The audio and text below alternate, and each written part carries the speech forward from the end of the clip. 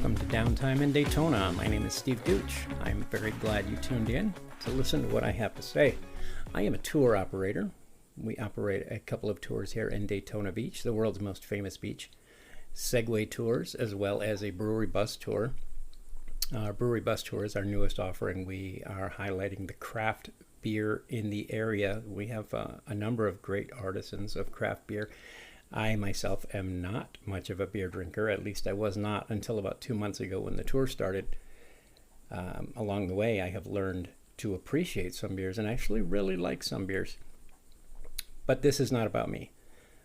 This is about the tourist industry in Daytona and Volusia County.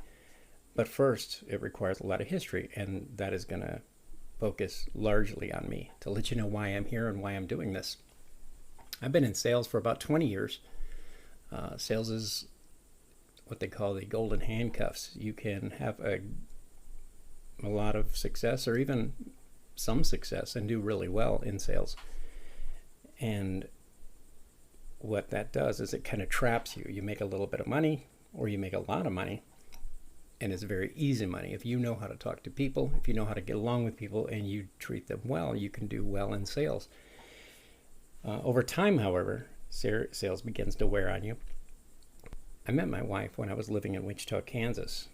She was living in Daytona Beach, and things were going well. We were traveling quite a bit back and forth to see each other, and decided that I was done with that. We wanted to be closer together. We wanted to live together. So my company was able to move me to Florida, however, not all the way to Daytona.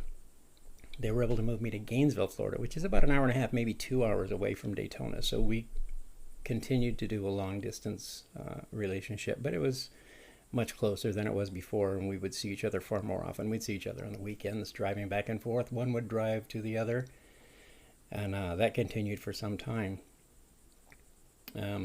Finally, I took a sales position in Daytona. I had been holding out up until that point, waiting for the right position. It seemed like the right position was never going to come. So after 10 years of not living together, 10 or more years, I think it was 12 years of not living together, we decided that whatever, we're just going to take whatever comes, and I took the job. The job turned out to be better than I expected, but along the way, to make sure that things were going well, I took a job driving Uber. Just to make sure that the ends were going to meet. Uber turned out not to be a bad gig. I did quite well driving Uber, and it turned out the job that I took in the Daytona area wasn't so bad either. So things were working out well.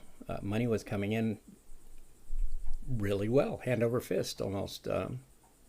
We had a lot of prosperity in the beginning time. Over time, I moved into another position, and that position kind of drove home to me some of the things about sales that had been getting to me for a while. In sales, you start over every month. You start from scratch every month, and no matter how good you were the month before, that new month, you're under the gun. I didn't appreciate that, and I also didn't appreciate in a lot of ways that customer service is not part of sales anymore. It used to be it was the part of sales. You treat somebody right, they're going to come back, they're going to recommend you. In today's modern age, you sell something and you move on. Hopefully, if that customer ever has trouble, they don't call you, they call customer service, and you're freed up to move on to the next sale. I get it. Nothing wrong with that. That's the way business is being done now. For me, however, it didn't sit as well. So over time, I started to get very disappointed, very, very frustrated with sales. However, driving Uber, that was something I could always fall back into. It was great for somebody who's looking for something to do in their off time. Uber's fantastic. It's a great way to turn spare time into money. I spent a lot of time driving people around in Daytona and living as an adult in a tourist destination. I learned a lot of things. I learned what people came here for. I learned that people were coming here and spending a lot of time, and this is their only time away from work. Sometimes they'll get 1 week, maybe 2 weeks away from work, and they were choosing to come here for some of it, and they would spend their time and their money here in this area.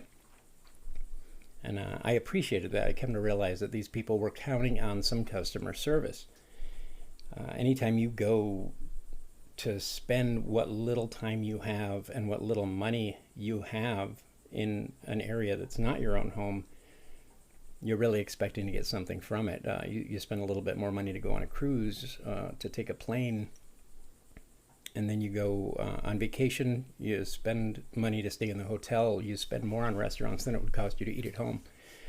So you spend all of that time and money, and you expect a little something for it. So as a result, I had never decided to get into the tourist industry. However, I felt like I had found myself in it. People would get into my car, and I tried to show them a good time while they were there. Tried to direct them. There's a lot of bad places to eat in Daytona. I think there's a lot of bad places to eat anywhere. When I would pick my passengers up from a restaurant, I would ask them how it was. How did they enjoy it? What was the meal like? What did they have, and what are their reviews? Over time, I got a feel for what restaurants were good, what restaurants were bad. And then I started to use those as reviews for future customers that would hop in. Many a times people would ask their Uber driver, they say Uber drivers are the new bartenders. They tell you their problems, ask you for advice.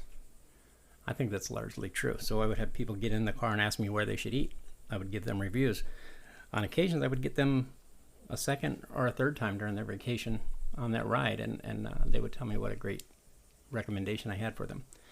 So I had a website created listing what were my recommendations for the best places to eat, the best places for nightlife, and I would keep that in my car for customers to scan with a QR code, and they could go about and enjoy those without me prompting them for it or having to talk to me if they chose not to.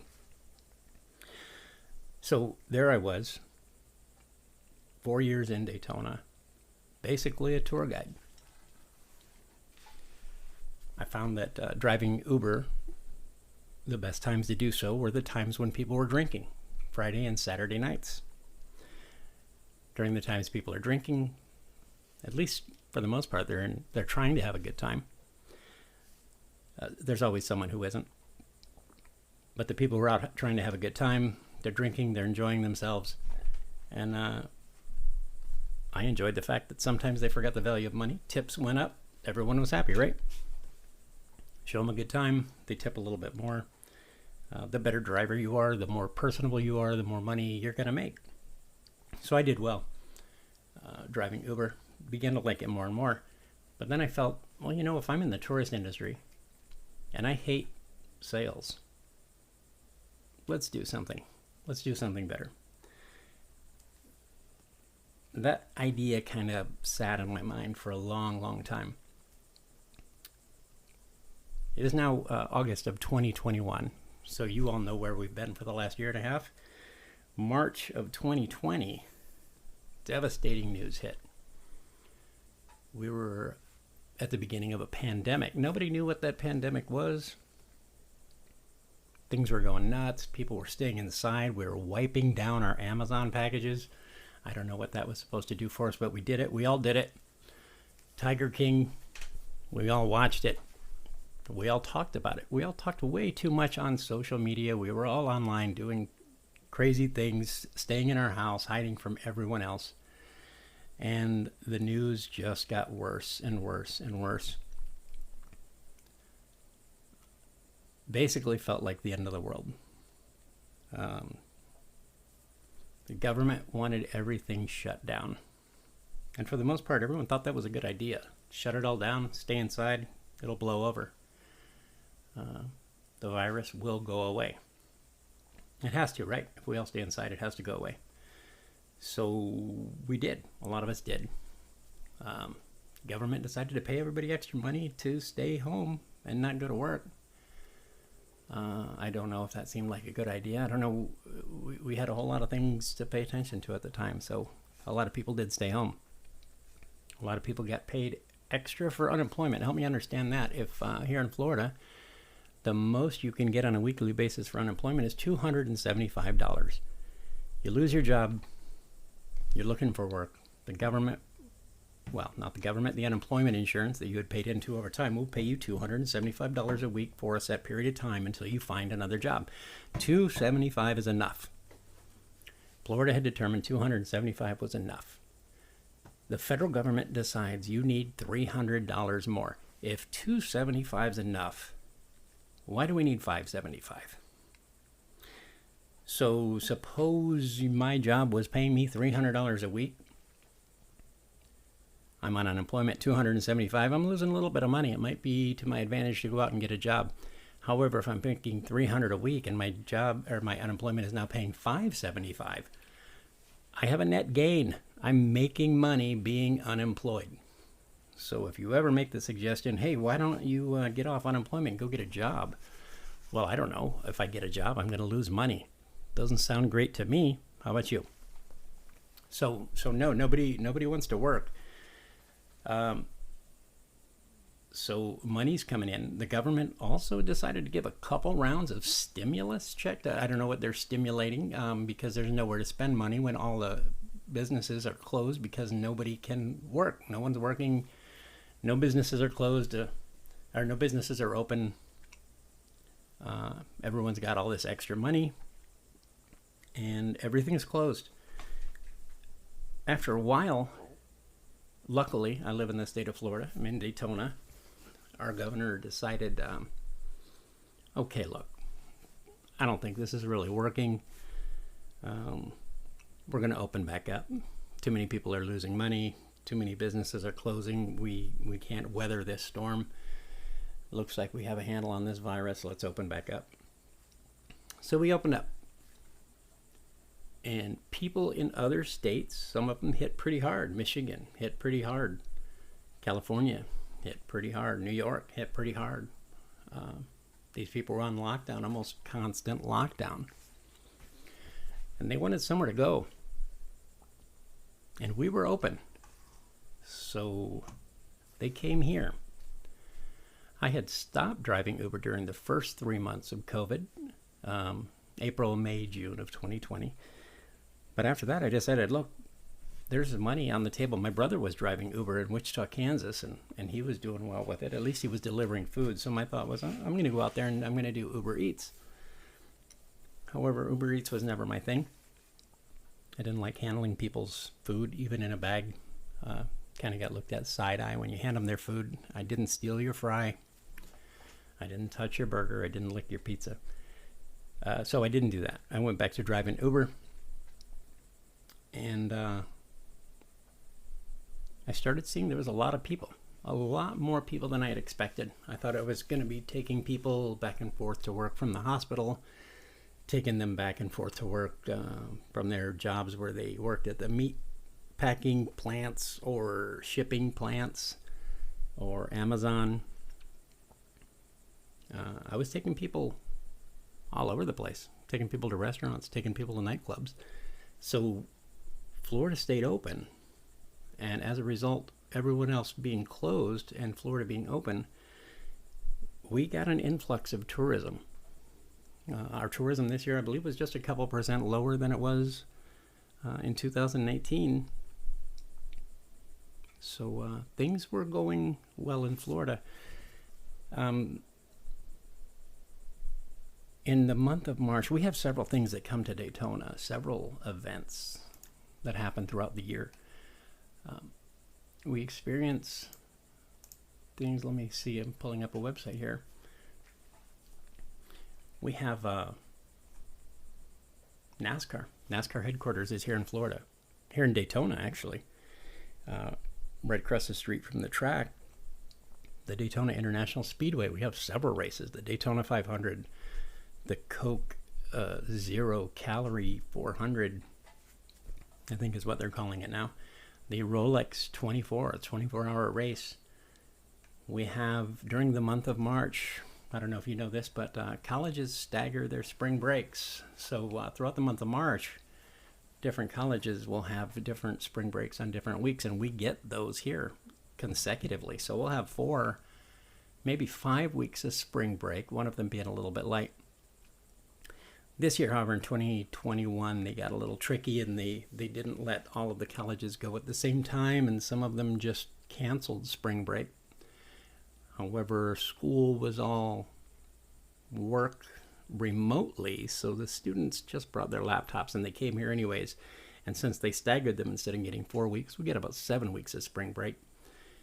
Bike Week also happens during the second week of March. Bike Week happened here, and we got about 300,000 visitors for Bike Week. You would never know there was a pandemic going on. I did really well. And my idea that I wanted to get full-time into the tourism business kind of kicked into high gear. My birthday was in February. My wife and a couple of really good friends took me out of town. We went to Savannah, Georgia for my birthday in February, and they took me on a Segway tour. I'd never been on Segways. We went on the tour. We really, really liked it. When I started seeing just how much money I was making during the month of March, I decided to buy a couple of Segways. My wife and I could go and enjoy them. After that, after the Segways came, and the money was still just coming in really well from driving Uber, I decided it's time to buy a couple more. I ended up, I have 6 Segways. And the plan was to start a little side business and do Segway tours in addition to my regular job, in addition to Uber. At least I would enjoy it. I'd have a good time, make some money on the side. And then after I socked some of that money away, next year I had a grand plan. My grand plan was to open a tour of a brewery bus tour. Over all the years I lived here and driving Uber, I had found that people come to Daytona to drink. So many people here to drink. If you weren't here with your family, you were here to drink. Even if you were here for the races, you were here to drink. If you're here for Bike Week, you're here to drink. That's just how it is. So what I hadn't seen is a bus tour to take people around for drinking. That was one idea that had settled in my head. Another thing is, during Uber trips, many people would get into the Uber and they'd say, hey, we went to this Uber or this brewery last night. Do you know of any other ones we can go to tonight? We love going to these breweries. So over time I started thinking, well, hell, why don't I open a business where I take you to all of them in one night? Get your vacation taken care of, knock out every brewery, and have a great time. So that is where the catalyst for the idea for the brewery bus tour came. After starting purchasing the Segways, getting ready to launch that business, we realized that, I realized that the tourists were still coming en masse. So I decided it might be time to launch the brewery bus tour and just do it this year rather than next. So we did it. And because of how well we had done during essentially the month of March, the amount of money that had come in driving Uber during the month of March, we had the ability that we could invest and do that. When I say we, I mean my wife and I. So we bought a bus. We got the bus wrapped. And everything's going great up until we realize the hardest part about running a business is advertising the business. People need to know that the business is operating. Good news is things are going along. People know we're here. People are booking. But we need more people booking. So I thought, well, we tried the radio ads. Have no idea whether radio ads work or not. There's a couple other kinds of advertising that is working. However, it can get expensive. And now the March Uber money has run out. So we need to promote the business. And I thought, you know what I'm going to do? I'm going to start a podcast. I'm going to get the word out. I'm going to let people know. But it can't be all about me. It's got to be about tourism. When people come to Daytona and they want to spend their money, they don't all want to spend their money with me. I'm not stupid. I know that. People want to come to Daytona and spend their money on having a good time. We have so much here that I had no idea when I first got here. Well, I'm not going to go into what's here because we're going to go into that over the course of this podcast over the next few months. There's so much here to do that if you don't dig, you're not going to find it. So what I'm going to do is I'm going to dig. I'm going to find it for you so you don't have to. So over the course of the next few months, we're going to be talking about how you plan your vacations. What do? You go to Yelp? You go to Google? I'm betting you go to Google. Most people go to Google. Do you plan them in advance? Do you wing it? More importantly, I grew up in San Diego, a tourist town. Don't think I ever did anything touristy. Went to the zoo, went to SeaWorld, but never went on tours. Never did anything like that. And then since I lived in Daytona, never really took part in tours. However, people come here from other places and they're doing tours. They're doing paddleboard tours. They're doing Segway tours. They're doing walking tours. They're doing food tours. They're doing tours. However, the locals aren't. Why aren't they? Why don't people go on tours in their own town? Here's the funny thing is, after taking passengers on a tour, or taking my guests on a tour, they know more about Daytona history than the locals. Something's wrong with that. Why don't the locals know their history? Why haven't the locals explored what's here? Do you know when is a good time to see manatees in Daytona? You know what a good time of year is? You know where to go to see dolphins? What about alligators? I do. And we're going to spend the next couple months talking about it and talking to some people that are going to tell us just what we have here. And hopefully along the way, you don't get bored.